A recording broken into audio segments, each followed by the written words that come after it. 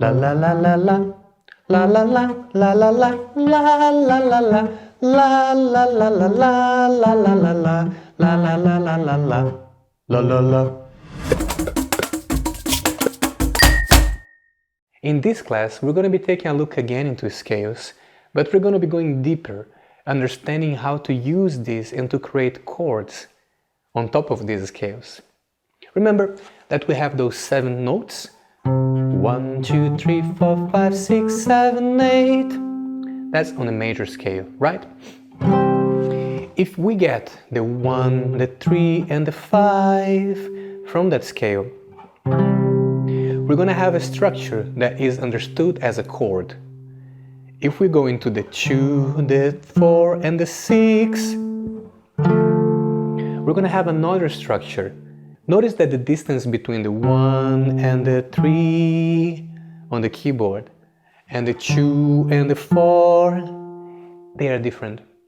If you measure the interval in between the 1, 3 and the 2, 4, you're going to notice that the 1 half step, 2 half step, 3 half steps, 4 half steps. We're going to have 4 half steps from the 1 to the 3. But the 2, we're going to go 1 half step, 2 half step, 3 half steps. So we have a 3 half step distance from the 2 till the 4, and we have a 4 half step distance from the 1 to the 3. Why should I know this? Because in understanding this distance, you can start to understand the quality of this chord. So this chord, 1, 3, 5, it's going to be a major chord because the 1 till the 3, you have a major third, which is measured by 4 half steps. And when you go from the 2 to the 4, we're going to have a minor third in between this, which is measured by 3 half steps. So a major chord is going to be built on this overlapping of thirds. In this case, the 1 to the 3 is a major one, and the 3 to the 5 is also a minor one. So it's a major third and a minor third. You have them on top of each other. And from any part of the keyboard, if you get this note and you put a major third and then another minor third on top and you play them together, it's going to sound like a major chord. The same thing will happen with a minor chord as well. In this case, we have the 2 going to the 4 and then the 4 going to the 6. And the distance from the 2 to the 4 is a minor third, and then the 4 to the 6 is a major third. So we are overlapping a minor and a major. That's the structure of a minor chord. If we get back to the major, we have a major and a minor instead of a minor and a major. And if we keep applying and understanding the structure of the chords all over this scale, when we are building these thirds, we're going to have a structure like this.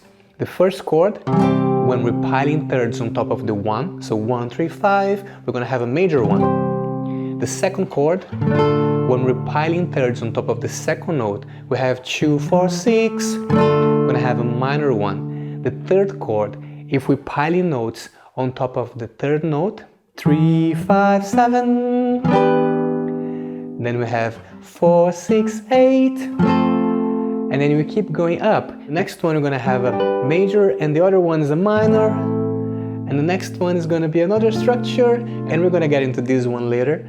But basically what you have to understand now is that you have a major, minor, minor, major, major, minor.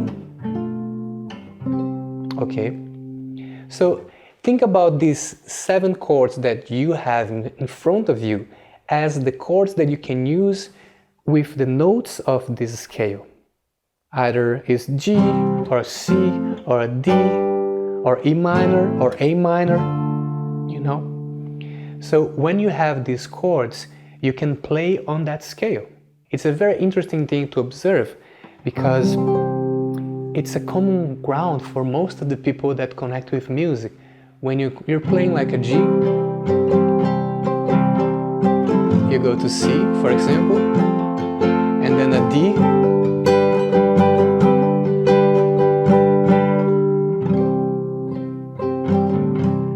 This last chord feels like a commonplace. It's like, oh, I've been here before. It feels like home. And this quality of the sensation is used to create music, to create chord progressions.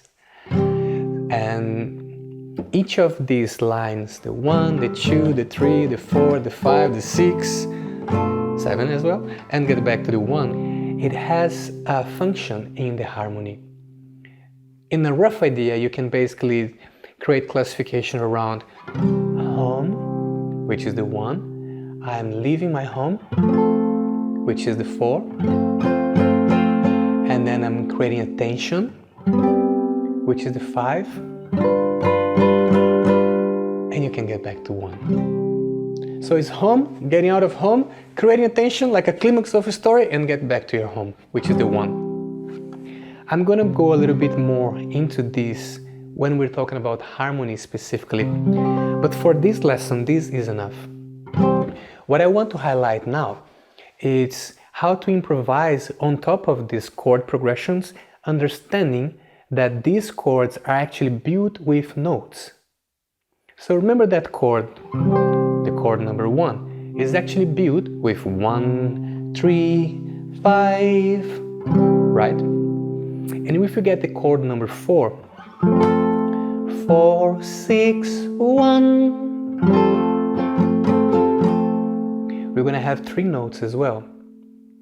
What would happen if every time we're playing the G, I'm singing only the 1, the 3, or the 5 to weave my melodies, and every time I'm playing the chord number 4, I'm singing 4 or 6 or 1. The 1 and the 8 are the same thing, because I have 7 notes, 1, 2, 3, 4, 5, 6, 7, and then the 8, which is an octave up on top of your 1, okay? So if I'm getting back into the 1 up there, it's also understood as your 8. So before we go into understanding how to improvise over this simple chord progression, I just want to give you a tour around this major scale again, so we can understand what are the possibilities over this major scale and the quality of the sounds that we have here. So let's do again that exercise of a call and response, okay? So I'm going to be putting on the side here the numbers of the scale from the 1, 2, 3, 4, 5, 6, 7, 8, or the 1. And I'm also going to be putting the numbers that we're going to be singing on top, okay? So get ready there. We're going to be starting with a simple one, just 1, 1, 1. It's going to be like 1, 1, 1, and keep following with the numbers up here together. Then I'm going to do the next one and then you respond, okay? 1, 2, 1, you.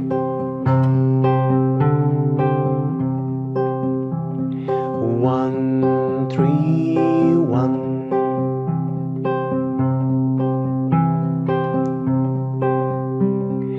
1, 3, 3.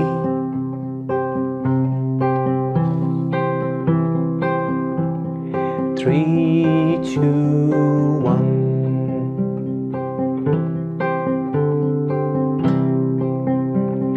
3, 2, 3.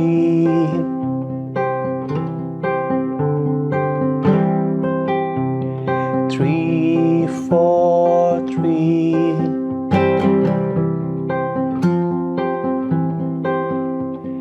3, 4, 5.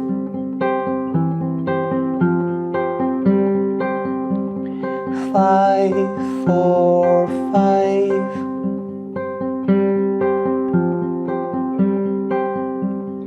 5, 4, 5.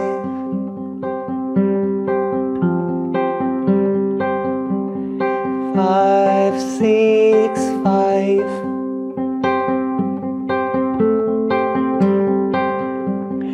5, 6, 7.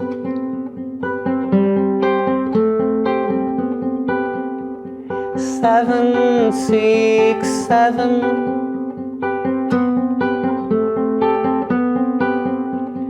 7, 6, 5.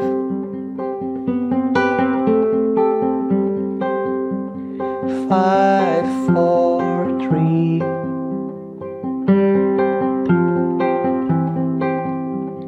3, 2, 1.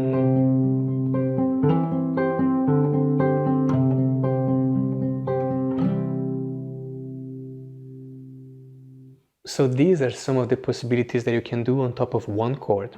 So if I'm playing like the G chord here forever, these are some of the variations that I can do, understanding these notes of the scale.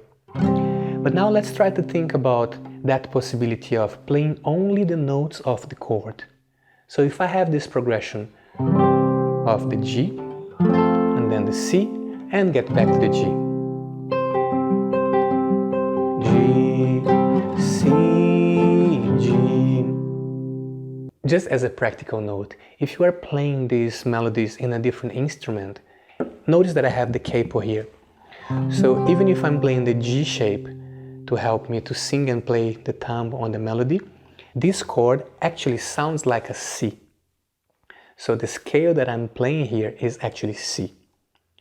And right now we are going to be playing C, F, C instead of G, C, G. If that's confusing, no worries. If you're singing just with your voice, no worries. If you need some help, let me know and I can help you. So let's go into the exercise. The G and the C and the G. I do the phrase, you respond the phrase, and I'm gonna be only using the notes of the chord. The 1, 3, 5 for the G and the 4, 6, 1 for the C.